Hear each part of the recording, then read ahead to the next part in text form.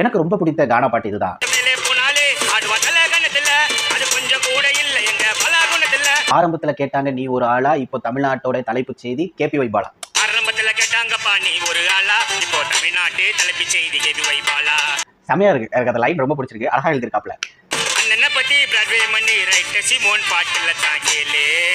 தம்பிக்கு என்னுடைய வாழ்த்துக்கள். அதே மாதிரியே நிறைய பேர் வந்துட்டு பாலாவிற்காக ஒரு பாடல்களை தொகுத்து போட்டுட்டு இருக்காங்க.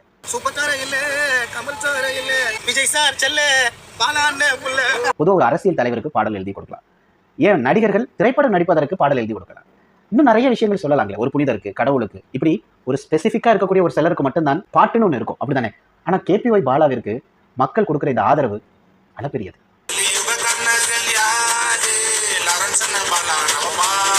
உண்மையிலேயே பாலா கொடுத்து வச்சவன்.